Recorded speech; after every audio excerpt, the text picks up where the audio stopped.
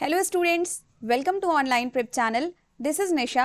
आज हम लोग इंग्लिश का थर्ड प्रैक्टिस सेट करेंगे। और देखिए, प्रैक्टिस सेट आपके एग्जाम के पॉइंट ऑफ व्यू से बहुत ज़्यादा इंपॉर्टेंट होता है और इवन इसमें हमने इंपॉर्टेंट क्वेश्चंस भी लिए हैं, तो वीडियो के एंड तक ज़रूर देखिएगा।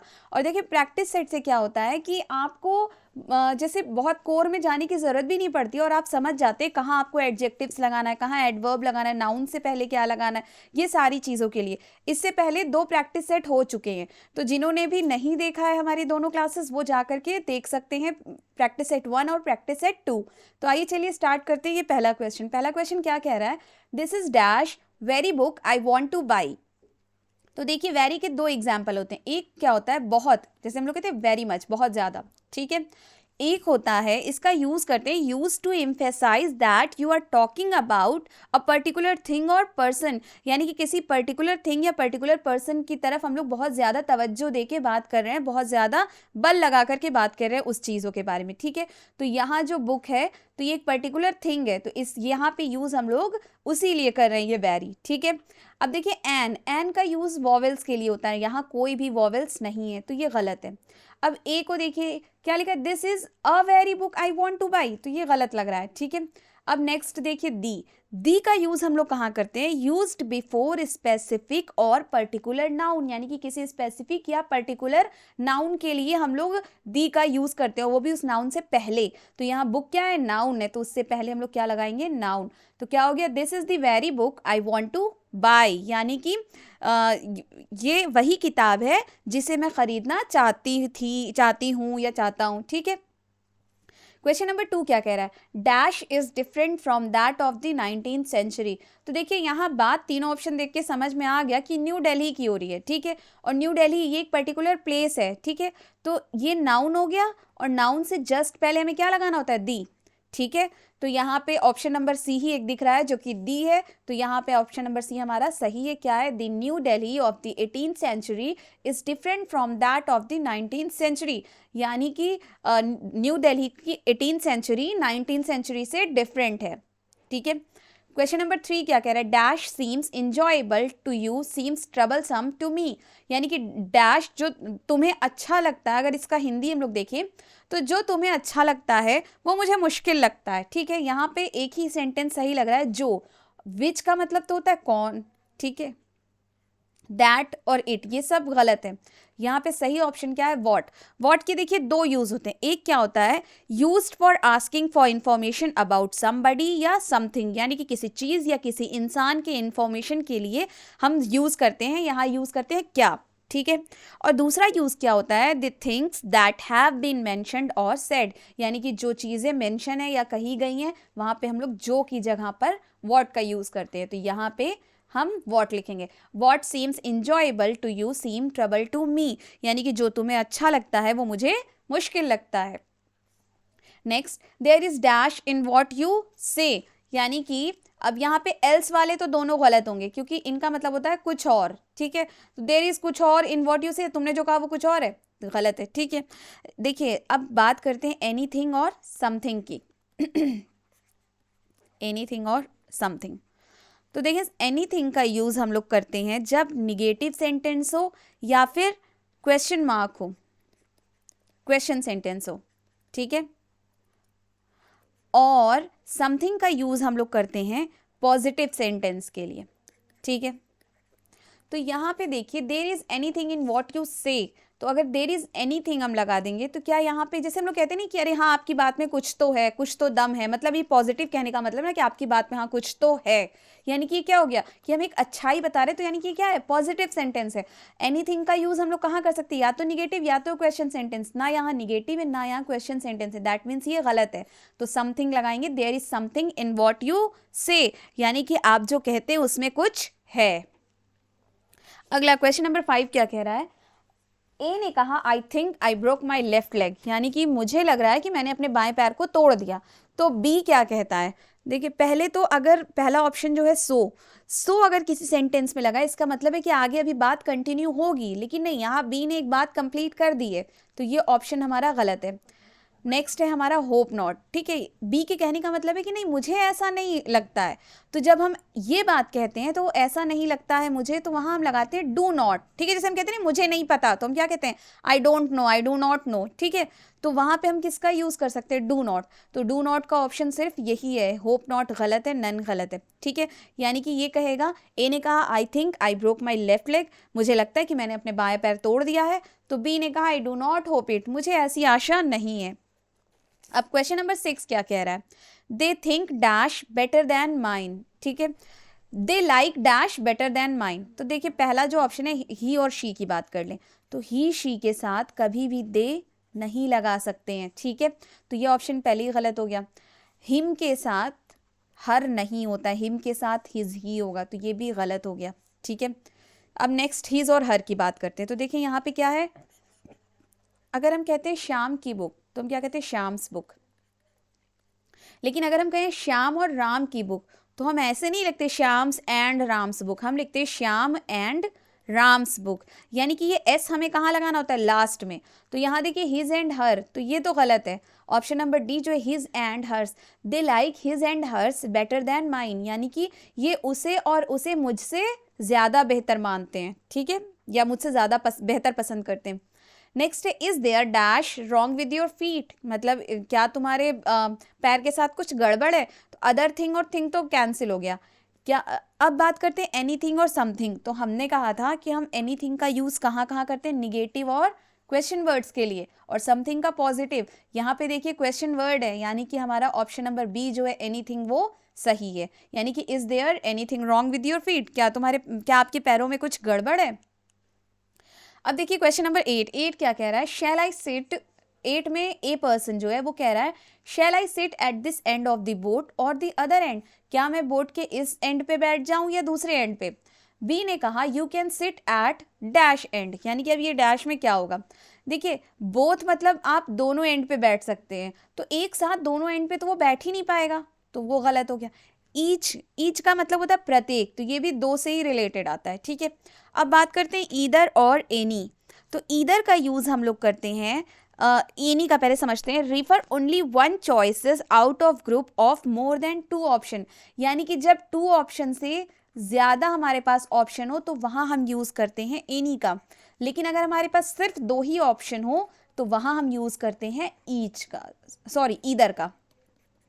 तो बोट में कितने एंड होते हैं, 2 ही एंड होते हैं, यानी कि ईदर जो हमारा है वो सही है, एनी भी गलत हो गया। तो उसने कहा yes you can sit at any and, यानी कि हाँ आप किसी एक एंड पे बैठ सकती हैं, ठीक है।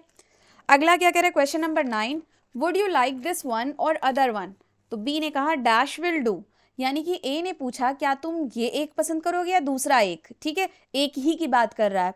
तो बी ने कहा डैश विल डू, तो हमें एक ही पसंद करना है, ठीक है। तो बोथ में क्या आ जाएगा, सारे, तो ये गलत है, ऑल भी गलत हो जाएगा, ठीक है, यानी कि ये दो हमारे क्या हो गए, गलत हो गए। अब बात करते हैं यहाँ पे किसकी, यहाँ हम बात करेंगे ईदर और एनी की। तो अभी हमने बताया ईदर हम किसके लिए लगाते हैं, 2 ऑप्शन के लिए, और एनी लगाते हैं 2 से ज़्यादा, तो यहाँ पे उसने 2 ही तो दिया, दिस वन और अदर वन, ठीक है। तो हमारा ऑप्शन नंबर सी जो है ईदर वो सही है, यानी कि ईदर विल डू, ठीक। नेक्स्ट क्या है क्वेश्चन नंबर 10, वो कह रहा है no need to be in such a hurry there are still dash minutes left, यानी कि जल्दीबाजी की कोई ज़रूरत नहीं है, वहाँ पे कुछ डैश मिनट बाकी है, ठीक है।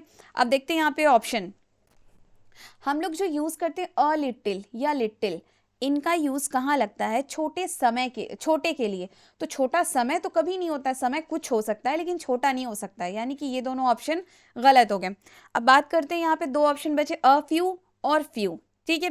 तो अ फ्यू का यूज़ करते हैं use to say that there are a small number, और फ्यू का यूज़ करते हैं नॉट मेनी, फ्यू का यूज़ करेंगे नॉट मेनी, लेकिन अ फ्यू का यूज़ करेंगे देयर आर स्मॉल नंबर, ठीक है। तो हमने क्या कहा, कुछ टाइम बचा है, ये नहीं कहा कुछ टाइम नहीं बचा है, ठीक है, बहुत ज़्यादा टाइम नहीं बचा है, ठीक है। तो यहाँ हमारा ऑप्शन नंबर ए जो है अ फ्यू वो सही होगा। तो क्या कह रहा है, no need to be in such a hurry there are still a few minutes left, यानी कि जल्दीबाजी की कोई ज़रूरत नहीं है, अब अभी भी कुछ समय बाकी है, कुछ मिनट बाकी है। अब क्वेश्चन नंबर 11 क्या कह रहा है, does dash matter if he can't finish the job in time, यानी कि अगर वो जॉब को कंप्लीट ना करे टाइम में तो क्या ये कुछ मैटर करेगा? तो यहाँ पे हम यूज़ करेंगे इट का। क्यों यूज़ करेंगे? क्योंकि इट जो है वो mainly used for animal and non living thing. तो मैटर क्या कोई लिविंग थिंग है? नहीं। तो यानी कि does it matter if he can't finish the job in time, यानी कि इट हमारा सही है क्योंकि दिस दैट और ही तो हमारे लिविंग थिंग्स के लिए यूज़ होते हैं। ठीक है, अब नेक्स्ट क्या कह रहा है? Days in winter is shorter than dash in summer, यानी कि विंटर के दिन समर के कंपैरिजन में क्या होते हैं? छोटे होते हैं। ठीक है, तो यहाँ पे आ जाएगा answer those, then those in summer, यानी कि समर से छोटे होते हैं। नेक्स्ट क्या कह रहा है? Dash father is an engineer, तो किसी के फादर होंगे ना, विलियम एंड माइकल्स के, तो यहाँ पे हमारा ऑप्शन नंबर डी जो है विलियम एंड माइकल्स, ये सही है। हमने पहले ही बताया था कि दोनों में एस नहीं आना चाहिए, तो ये भी गलत। यहाँ पे देखिए ये एस है एपोस्ट्रॉफी से पहले, तो ये भी गलत, और यहाँ पे भी एपोस्ट्रॉफी से पहले, तो ये भी गलत। तो क्या होगा? William and Michael's father is an engineer, यानी कि विलियम और माइकल के फादर क्या है? इंजीनियर है। क्वेश्चन नंबर 14 क्या कह रहा है? My trousers are old I have to buy. तो देखिए ट्राउजर कभी भी सिंगल नहीं लिखा होता, हमेशा ट्राउजर्स लिखा होता है। क्यों? क्योंकि उसमें पेयर होते हैं, दो पैर होते हैं ना हर इंसान के, तो जब भी कभी दो की बात आती है तो वहां हम पेयर की बात करते हैं या ट्राउजर्स की। ठीक है, तो मेरा ट्राउजर्स जो है वो ओल्ड हो गया, आई have to buy a new pair. ठीक है, तो ऑप्शन नंबर ए जो हमारा है वो सही हो जाएगा, हमें एक नया जोड़ा लेना पड़ेगा। जब भी दो पैर या दो हाथ की बात होती है तो वहां हम पेयर की बात करते हैं। ठीक है, वहां वो प्लूरल हो जाता है, तो हम क्या कहेंगे? अ न्यू पेयर ऑफ, यानी कि I have to buy a new pair. Next क्या कह रहा है? 15 most of the wood here dash to make furniture, यानी कि most of the wood here is use to make furniture. ठीक है, आर नहीं लगेगा क्योंकि यहाँ पे हम देखिए अगर हम कहें ऑल तो ऑल के साथ आर लगेगा, लेकिन अगर हम कहते हैं ना कि most of my friend is, ठीक है, यानी कि हमने अपने सारे फ्रेंड को पहले ही बता दिया। अगर हम ऑल माई फ्रेंड कहें तब हम वहां क्या लगाएंगे? आर, तो यहाँ पे हमारा हो जाएगा is used. Most of the wood here is used to make furniture, यानी कि काफी बहुत सारी इनमें से जो लकड़ियां हैं वो यूज की गई हैं फर्नीचर बनाने में। 16 क्या कह रहा है? All that can be done dash.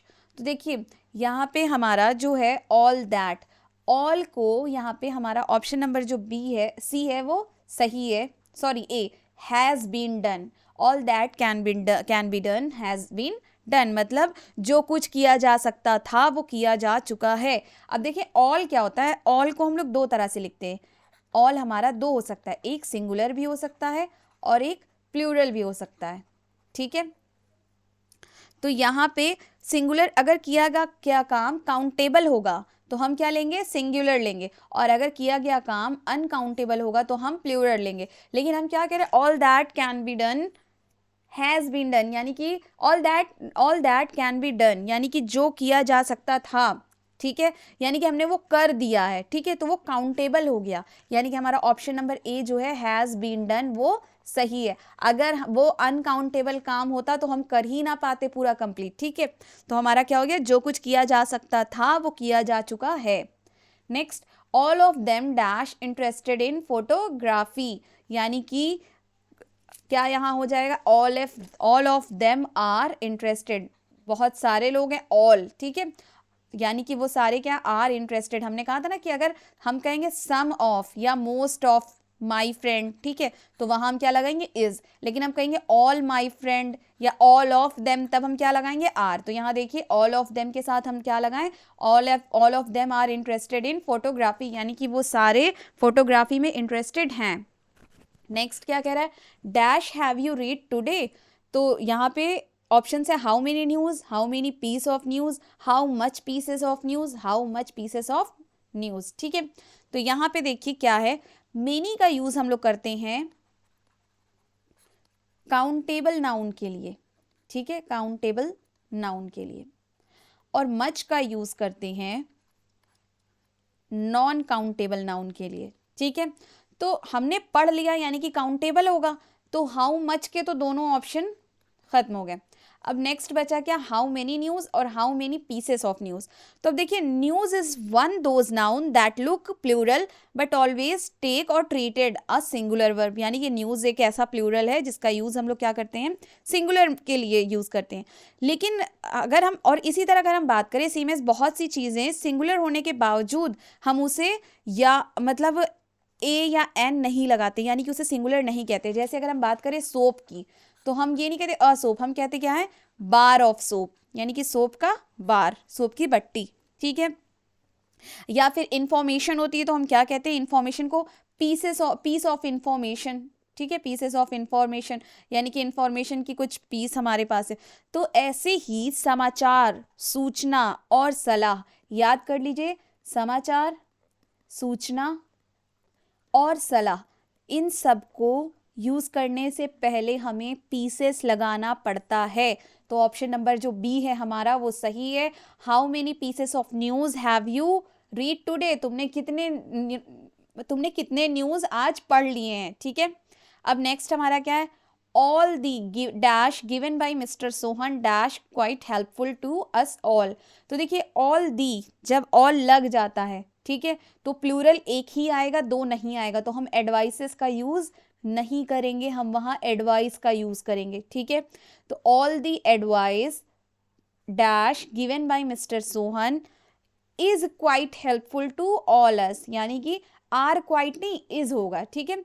Mister Sohan एक सिंगल पर्सन है ना, तो all the advice given by mister Sohan is quite helpful to us, यानी कि मिस्टर सोहन द्वारा दी गई सारी एडवाइस हम सब के लिए क्या है, हेल्पफुल है। तो यहाँ एडवाइस होगा और यहाँ इज होगा, ठीक है।